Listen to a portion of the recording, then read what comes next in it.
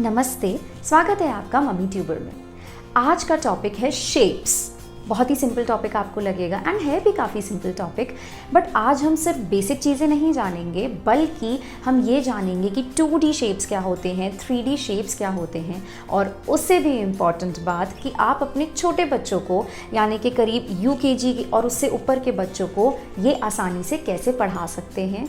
2D यानी 2 dimensional 3 dimensional shapes के बीच में डिफरेंस कैसे बता सकते हैं और कैसे बच्चों को इसकी अच्छी नॉलेज दे सकते हैं जो कि आगे जाके यानी जब वो सेकंड थर्ड क्लास में भी होगा तो बहुत काम आएगी। वीडियो में है काफ़ी सारे टिप्स और साथ में ही है कुछ वर्कशीट्स भी जिनके हेल्प से आप अपने बच्चे को बेसिक कॉन्सेप्ट्स प्रैक्टिस करा सकते हैं 2 डायमेंशनल एंड 3 डायमेंशनल शेप्स के। बच्चा जब नर्सरी LKG क्लास में होता है तो उसको शेप्स पढ़ाए जाते हैं और जब वो सेकंड थर्ड क्लास में पहुंचता है तो उसको बेसिक ज्योमेट्री इंट्रोड्यूस हो जाती है। तो कई बार ऐसा होता है कि उस एज में जब अचानक से बच्चे को बोर्ड पे ड्राइंग बना के बताया जाता है इसमें इतने साइड्स हैं, इतने कॉर्नर्स हैं, या फिर 3D शेप्स हैं, 3D शेप में इतने वर्टिसेस हैं, तो उसके लिए बहुत ओवरवेलमिंग हो जाता है एंड कई बार वो बर्डन फील करता है कि अरे बहुत डिफ़िकल्ट है, मैं कैसे करूँगा। तो उस टाइम पे बच्चे को बहुत ज़्यादा चीज़ें भारी ना लगें उसके लिए हम अभी से छोटी छोटी कोशिश कर सकते हैं और उसको खेल खेल में 2D 3D शेप्स पढ़ा सकते हैं, प्लस उनकी सिंपल प्रॉपर्टीज़ बता सकते हैं। 2D शेप्स वो होते हैं जो फ्लैट होते हैं, आप उनको होल्ड नहीं कर सकते हैं, आप उनको सिर्फ पेपर पे या फिर बोर्ड पे या फिर कहीं भी सिर्फ ड्रॉ करके दिखा सकते हैं। जैसे सर्कल, स्क्वायर, ओवल, ट्रायंगल, ये 2D शेप्स होते हैं। एंड 3D शेप्स होते हैं जिनको आप होल्ड कर सकते हैं। जैसे ये एक फ्लावर वास है, फ्लावर पॉट है एंड ये क्यूब है, मतलब ये क्यूब शेप का है, मैं इसको होल्ड कर सकती हूँ, ये आप इसको ऐसे घुमा के देख सकती हूँ। तो सबसे इनफैक्ट यही मेन डिफरेंस होता है, 3D शेप्स को आप होल्ड कर सकते हैं, ये फ्लैट नहीं होते हैं, एंड 2D शेप्स को आप होल्ड नहीं कर सकते हो अपने हाथों में। सबसे अच्छा है 2D और 3D शेप्स के बीच में डिफरेंस बताने का कि जैसे मान लीजिए आपने एक ये बॉल ड्रॉ कर दिया, ठीक, अब आप बच्चे से कहिए can you take out this ball and play with it, तो बच्चा ऐसे ऐसे करेगा, निकाल तो नहीं सकता है, वो ऐसे करेगा, नहीं निकाल पाएगा, खेल नहीं पाएगा। तो जो शेप्स हम होल्ड नहीं कर सकते हैं, जैसे मैंने पहले बोला है होल्ड नहीं कर सकते हैं, जो सिर्फ ड्रॉ कर सकते हैं वो 2D होते हैं एंड जो हम होल्ड कर सकते हैं वो 3D होते हैं। अब इसी के साथ आप एक असली की बॉल लेके बैठिए, तो ये देखिए मैं बॉल होल्ड कर सकती हूँ, इसके साथ खेल सकती हूँ, लेकिन ये जो बॉल बनी है मैं इसको निकाल के खेल नहीं सकती हूँ। तो this is a 2D shape and this is a 3D shape. तो अब हमें बच्चों को सिर्फ 2D शेप्स नहीं बताने हैं, जैसे UKG से अबव के बच्चों को आप थोड़ी थोड़ी प्रॉपर्टीज़ भी बताते जाइए। सो पहला 2D शेप है सर्कल, सर्कल के कोई भी एज नहीं होता है। दूसरा 2D शेप है ओवल, इसके भी कोई एज नहीं होता है, लेकिन ये सर्कल की तरह बिल्कुल राउंड नहीं होता है, ये ऐसे इलोंगेटेड होता है। Third 2D shape is a triangle, इसके 3 साइड्स होते हैं, 1 2 3 एंड 3 कॉर्नर्स होते हैं। फोर्थ 2D शेप है स्क्वायर, स्क्वायर के 4 कॉर्नर्स होते हैं एंड 4 साइड्स होते हैं और ये चारों साइड्स आपस में बराबर होते हैं, यानी जितनी लंबी ये उतनी ही लंबी ये और ये। नेक्स्ट है रेक्टेंगल, रेक्टेंगल के भी 4 साइड्स होते हैं एंड 4 कॉर्नर्स होते हैं। रेक्टेंगल की जो ऑपोजिट साइड्स होती हैं वो इक्वल होती हैं, यानी ये बराबर और ये बराबर।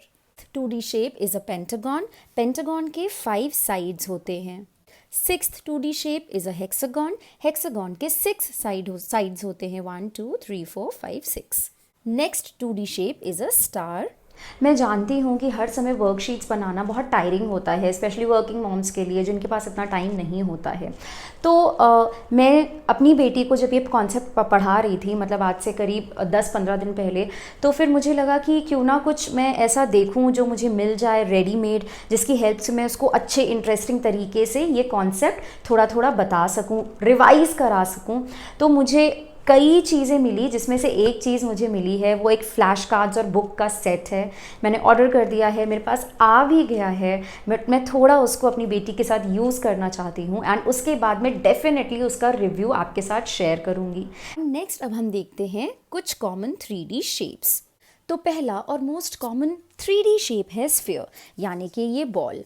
हमने अक्सर देखा है जब हम बच्चे को बॉल दिखाते हैं तो और शेप पूछते हैं तो बच्चा बोलता है सर्कल, बट ये सर्कल नहीं, स्फीयर होता है। प्ले ग्रुप नर्सरी में तो चल जाता है, बट उसके ऊपर आप बच्चे को बचपन से ही सही पढ़ाना शुरू करिए। So this is a sphere. Sphere has no edges. देखो इसका कोई भी किनारा नहीं है, ये पूरा ऐसे राउंड राउंड है, इसके कोई एजेस नहीं है और ना ही इसका कोई कोना है, यानी कि कोई वर्टिसेस हैं। 2D शेप में जहाँ पे शेप्स की साइड्स मिलती हैं उसको कॉर्नर्स बोलते हैं, एंड 3D शेप में उसको हम वर्टिस बोलते हैं, वर्टिसेस बोलते हैं। जैसे अब ये डस्टर है तो ये है वर्टिस, यहाँ पे जहाँ पे साइड्स मिल रहे हैं ये है वर्टिस। और ज़रूरी नहीं है आप स्फीयर का एक ही एग्जाम्पल दें, आप बच्चे को समझा सकते हैं अपनी अर्थ भी स्फीयर है। मतलब अगर आपका बच्चा फर्स्ट में है ऐसे तो उसको समझा सकते हैं, किचन से ऑरेंज ला के दे सकते हैं या बोल सकते हैं देखो orange is also a sphere. Next जो 3D शेप है वो है क्यूब। क्यूब का सबसे अच्छे एग्जाम्पल ये लेगोज हैं, ये यूनिफिक्स क्यूब्स हैं क्योंकि ये क्यूब शेप के होते हैं। तो आप बच्चे को इसको दिखा के समझा सकते हैं कि ये देखो इसमें कितने एजेस हैं, 1 2 3 4 5 6 7 8 9 10 11 12। तो इसमें 12 एजेस होते हैं। ये जो कॉर्नर्स हैं इसको जैसे मैंने बोला 3D शेप में वर्टिसेस बोलते हैं। तो इसके कितने वर्टिसेस हैं, कितने फेसेस हैं, यानी अगर आप ऐसे देख रहे हो तो आपको कितना इस ऊपर से दिख रहा है, फिर ऐसे करो फिर ऐसे करो, टोटल कितने फेसेस हैं। आप ये सब आप फर्स्ट सेकंड के बच्चे को समझा सकते हो और UKG तक के बच्चे को आप बस ये कॉन्सेप्ट बता सकते हो बेसिक कि इसको फेस कहते हैं और ये जो होते हैं ये एजेस होते हैं और ये वर्टिसेस होते हैं।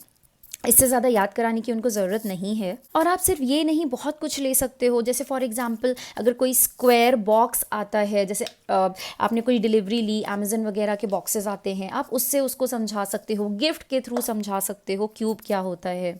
नेक्स्ट 3D शेप है सिलेंडर, और सिलेंडर का सबसे अच्छा एग्जाम्पल, इजी एग्जाम्पल है जो अपना घर का गैस सिलेंडर होता है। मेरे पास एक ये बॉटल है, ये देखिए ये सिलेंडर शेप की ही है।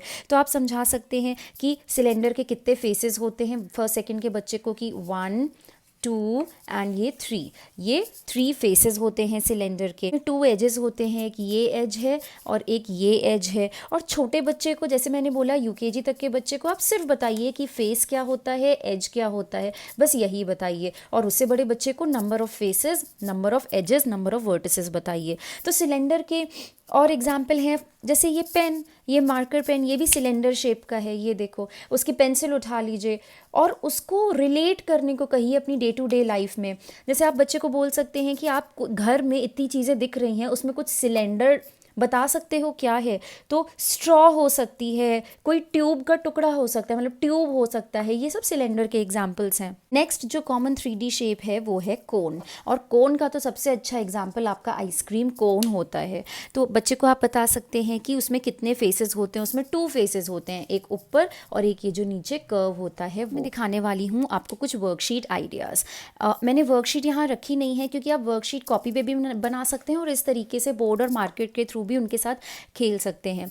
तो पहला जो वर्कशीट आइडिया है वो ये है कि आप बच्चों को पेपर पे ड्रॉ करके दे दीजिए कुछ शेप्स। जैसे मैंने यहाँ ट्रायंगल ड्रॉ किया, यहाँ कोन ड्रॉ किया, फिर रेक्टेंगल ड्रॉ किया, फिर सिलेंडर ड्रॉ कर दिया। अब अगर बच्चे को कलरिंग में इंटरेस्ट है तो बच्चे से कहिए कि आप 3D शेप्स को रेड कलर से करो और 2D शेप्स को कोई कलर नहीं करना है, तो सिर्फ 3D शेप्स को आप कलरिंग करो, तो बच्चा 3D शेप्स कलर करेगा। नेक्स्ट बहुत ही इंटरेस्टिंग वर्कशीट है और जो कई बुक्स में भी मिल जाती है कि जैसे सीनरी बनी हुई है या कुछ भी ऐसे ज्योमेट्रिकल पैटर्न से कोई एनिमल बना हुआ है और बच्चे को उसमें शेप्स ढूंढने हैं कि कौन कौन से हैं और कितने हैं।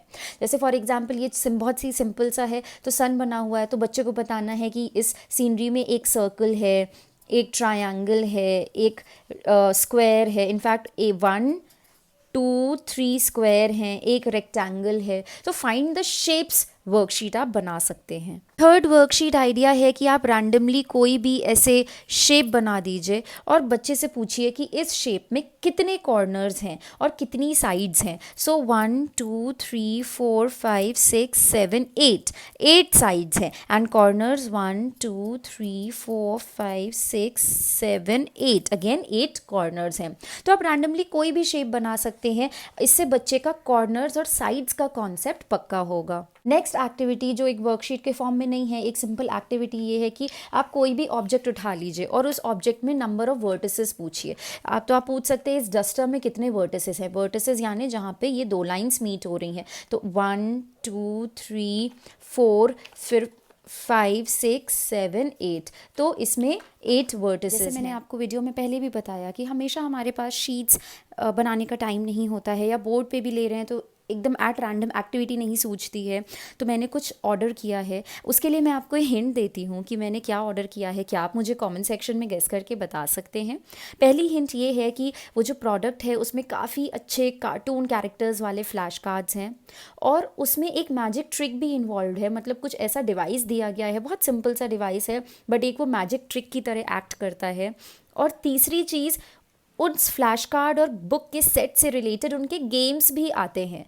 तो अगर आप गैस कर सकते हैं, मुझे ज़रूर कमेंट सेक्शन में बताइएगा। आई होप ये वीडियो आपके लिए काफ़ी हेल्पफुल रहा होगा। अगर आपको इस तरीके के और वीडियोस देखने हैं, या छोटे छोटे कॉन्सेप्ट जो आपको पता है बट आप अपने बच्चे को नहीं समझा पा रहे हैं, इस तरह के अगर कोई टॉपिक है तो प्लीज़ मुझे कॉमेंट सेक्शन में लिखिए, मैं उस पर वीडियो ज़रूर बनाने की कोशिश करूँगी। और इन केस अगर आपके पास इतना टाइम नहीं है, या आप अपने बच्चे को फोनिक्स पढ़ाने में ज़्यादा कॉन्फिडेंट नहीं है, तो आप मेरी ऑनलाइन क्लासेस में एनरोल करा लीजिए।